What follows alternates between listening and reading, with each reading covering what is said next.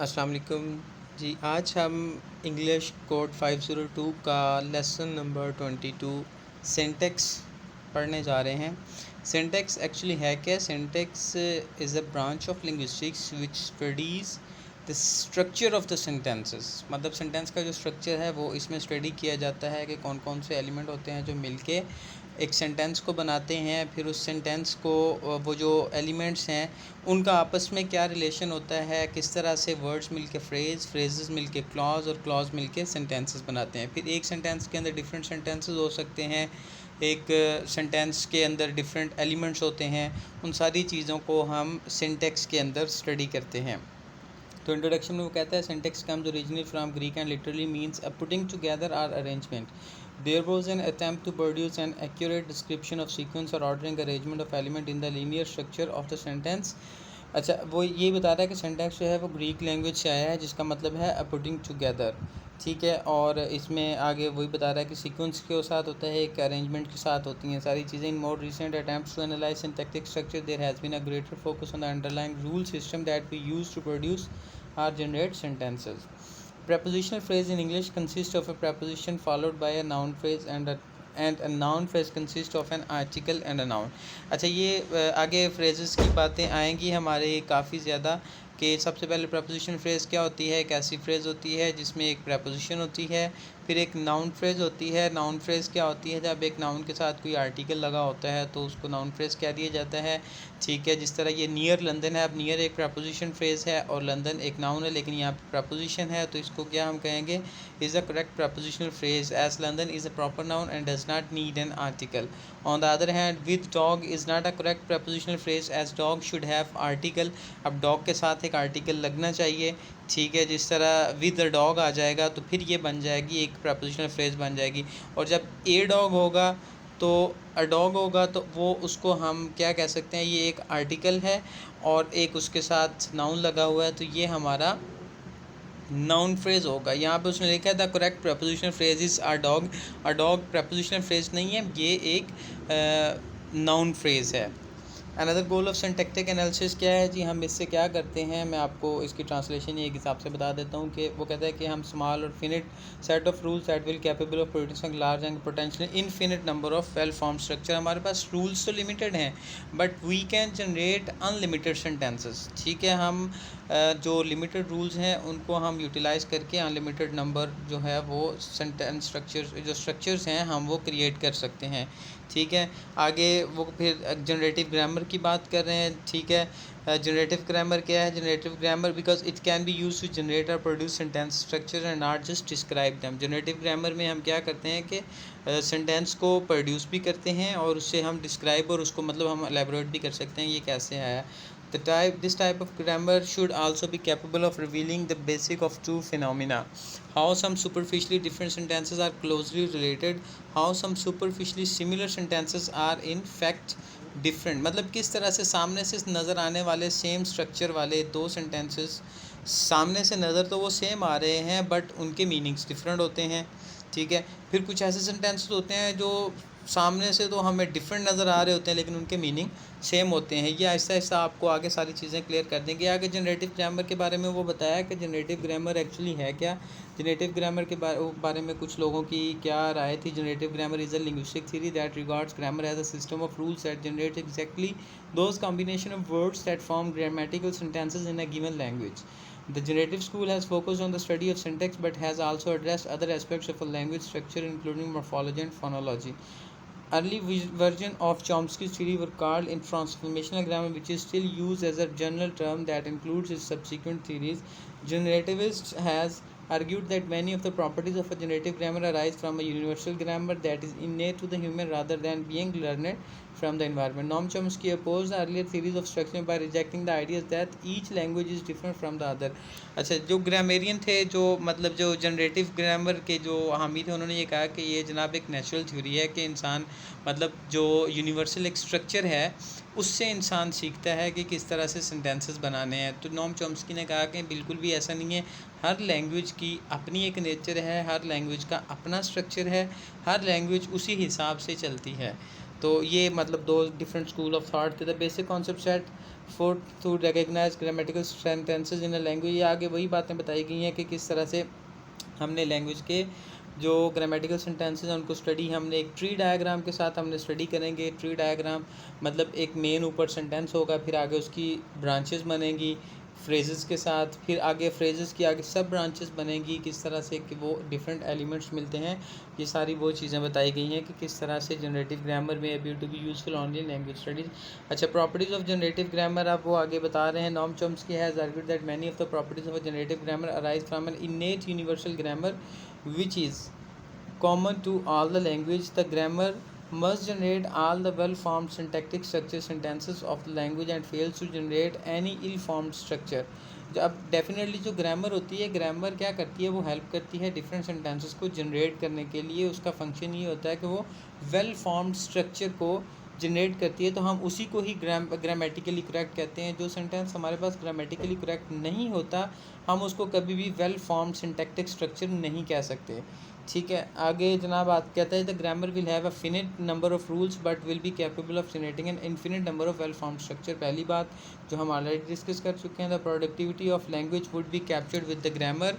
अब जाहिर है जो प्रोडक्टिविटी ऑफ ए लैंग्वेज है वो ग्रामर के साथ कैप्चर्ड है कि जब हमें पता ही नहीं होगा कि हमने कौन सा लफ्ज़ पहले बोलना है, कौन सा लास्ट पे बोलना है, तो ये ग्रामर के साथ ही हमें पता चलता है। Rules of this grammar also need the crucial property of recursion. Recursion होता है कि आप उसको मज़ीद एनालिसिस करते हैं, मज़ीद जब कोई चीज़ एक ही ग्रामर में एक ही सेंटेंस के अंदर मज़ीद एक सेंटेंस आ रहा है, फिर उसके आगे मज़ीद एक सेंटेंस आ रहा है, इसको आगे रिकर्शन के बारे में भी आपके पास आ जाता है। Grammar will have to capture the fact that a sentence can have another sentence inside it. Grammar should also be capable of revealing the basic of two other phenomena. ठीक है, अब दो फिनोमिना जनाब ग्रामर हमारे पास ये grammar के function में से वो एक बात बता रहा है कि नंबर वन क्या है, जो ग्रामर है वो हमें हेल्प करती है वेल फॉर्म्ड स्ट्रक्चर को जनरेट करने के लिए। दूसरा क्या है कि हमारी प्रोडक्टिविटी जो ऑफ लैंग्वेज है वो भी ग्रामर की वजह से होती है। फिर आगे वो रूल्स ऑफ ग्रामर जो हैं वो लिमिटेड हैं, बट हम अनलिमिटेड सेंटेंसेस को जनरेट करते हैं। फिर हमारे पास रिकर्शन की प्रॉपर्टी ग्रामर की वजह से हमें नज़र आती है, मतलब एक सेंटेंस के अंदर किस तरह से हमने दूसरे सेंटेंस को रखना है। फिर वो आगे हमें ये बताता है कि एक और मतलब ग्रामर की जो कैपेबिलिटी है वो हमें ये भी बताती है कि वो हमारे दो डिफरेंट फिनोमिना को एलेबोरेट करता है। वो क्या है कि सेम जो नज़र आने वाले सेंटेंसेस हैं उनका जो लुपे लुबाब जो उनका मतलब है वो डिफरेंट हो सकता है, और जो दो डिफरेंट नज़र आने वाले सेंटेंसेस हैं उनका मतलब सेम हो सकता है। जिस तरह ये आपके एक सेंटेंस है, Charlie broke the window was broken by Charlie. Two different structure but with same meaning उनके सेम आ रहे हैं। इसी तरह नीचे दो सेंटेंस हैं, the king is easy to please, the king is eager to please. अब इन दोनों का स्ट्रक्चर सिमिलर है, बट इन दोनों के मतलब बिल्कुल टोटली मतलब इनके टोटली डिफरेंट है। तो ये मतलब ये भी एक ग्रामर का एक स्ट्रक्चर है। वेल फॉर्म्ड सिंटैक्टिक स्ट्रक्चर क्या होते हैं? वेल फॉर्म्ड सिंटैक्टिक स्ट्रक्चर वही होते हैं जो मतलब ग्रामेटिकली ठीक होते हैं। Well formness is the quality of clause words are other linguistics elements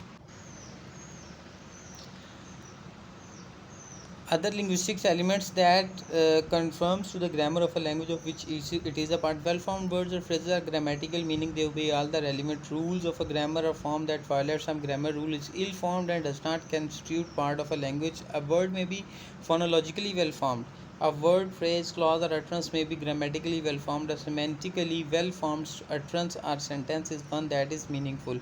Grammatical well-formedness and semantic well-formedness do not always coincide. For example, कहते हैं जनाब कि वेल फॉर्म स्ट्रक्चर वो होता है कि जो ग्रामेटिकल रूल्स को फॉलो करता है, उसके मुताबिक होता है। अब आगे वो एक बात कर रहा है कि जो ग्रामेटिकली हमारा सेंटेंस वेल फॉर्म्ड हो सकता है, वेल स्ट्रक्चर्ड हो सकता है, लेकिन ज़रूरी नहीं है कि वो उसके मीनिंग वो भी ट्रू हों। और ऐसा कभी चांस ऐसा हो सकता है कि दोनों चीज़ें एक ही जगह पे ना हो, मतलब भी उसके बिल्कुल सही हो और अल्फाज का स्ट्रक्चर भी ग्रामर का सही हो। जिस तरह ये एक सेंटेंस उसने दिया है, एग्जाम्पल बहुत कमाल की है कि the colourless green idea sleep furiously. अब कलरलेस का वर्ड भी यूज़ कर लिया, आगे ग्रीन भी उसने कह दिया। ये सिमेंटिकली गलत हो गया ये सेंटेंस, बट ग्रामेटिकली बिल्कुल ठीक है। ठीक है, क्योंकि कलरलेस और ग्रीन ये दोनों उसने बात की है, आइडियाज़ के साथ उसने एडजेक्टिव लगाए हैं। स्लीप, फ्यूरियसली, ये हमारा बिल्कुल सही है ग्रामेटिकली, बट सिमेंटिकली गलत है, क्योंकि कलरलेस भी कह रहा है और आगे ग्रीन भी कह रहा है। बेरंग, सब्ज़, ठीक है। This sentence is grammatically correct but semantically incorrect. Sometimes native speakers of a language do not agree with a particular word, phrase or a clause is well formed. The problem of the well-formedness is a problem for generative linguistic. Generative grammatic generator follows some universal pattern that should not vary among speakers. अच्छा, finite number of rules की आगे वो बात कर रहा है। Definitely हमारे पास grammar के रूल्स फिनिट हैं, ठीक है। फिनिट का मतलब ये होता है, फिनिट भी कहते हैं, फाइनाइट भी कहते हैं इसको। तो मतलब इसके रूल्स को क्यों वो कह रहा है कि क्यों कि हमारे पास लिमिटेड है। हम अगर ग्रामर के रूल्स को काउंट करना स्टार्ट करें तो वी कैन काउंट, बट अगर हम ये कहें कि हम इससे बनने वाले सेंटेंसेस को भी काउंट कर लेंगे तो हम उसको नहीं काउंट कर सकते, ठीक है। तो वो ये कह रहा है, small set of rules operating on a large but finite set of words generates an infinite number of sentences. The problem with this definition is that it assumes a very bound and a discrete view of all elements, rules, lexical items, and sentences. Language is not organized in sentences, and the difference between words and likely to be an artifact are dictionary making and grammar writing. Similarly, there is no guarantee that the actual number of possible sentences is infinite. आगे वही बात कर रहा है कि ज़रूरी, अब ज़ाहिर है अगर कोई बंदा गिनना चाहे तो सेंटेंसेस को गिन तो सकता है, but it will be an a very difficult and hectic task, ठीक है। तो वही कह रहा है कि हम इसको बिल्कुल इन्फिनिट नहीं कह सकते, rather than just unimaginably and practically inexhaustibly large, as was argued by Pullum and Scholz ने 2010 में ये बात की थी कि ये इन्फिनिट सेंटेंसेस नहीं होते। हाँ, अगर हम इसको गिनना चाहें तो ये हमारे लिए, हम इसको एक तो इमेजिन नहीं कर सकते गिनने के मामले में, और दूसरा ये हमारे पास एक प्रैक्टिकली हमें बहुत थका देने वाला टास्क होता है। As a matter of practical fact the set of possible expression is a given language.